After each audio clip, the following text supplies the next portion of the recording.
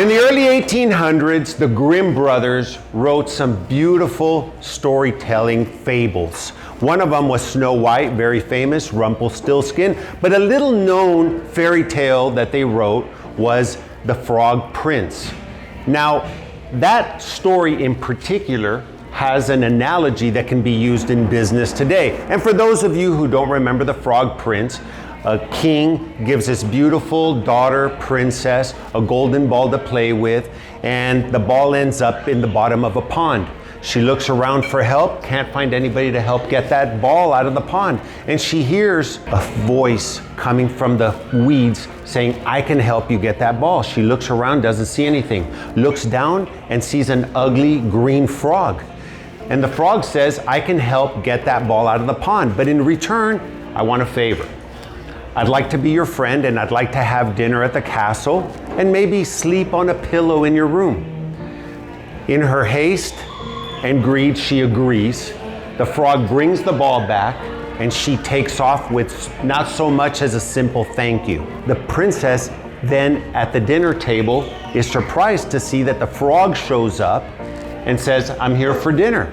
She tries to shoo him off and the dad comes in and the king says, what's the meaning of this? And the frog explains, I made a deal with the princess, your daughter, to get the ball for her.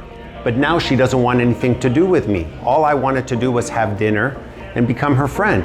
The king makes her abide by her promise and the frog ends up staying at the castle.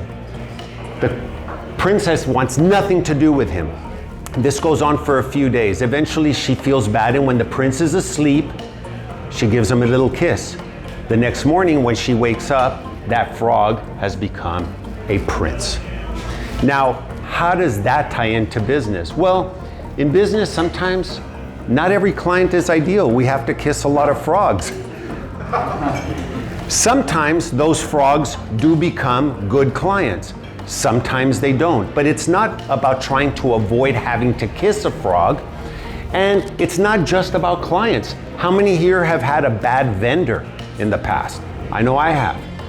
How many people have had a bad product or service that didn't bring any profit to the bottom line? Maybe it did for a while, it was a prince and then became a frog. So there's a lot of analogies we can draw from this. The whole idea behind it is that not every situation with a client, a vendor, or even a product or service is going to be ideal.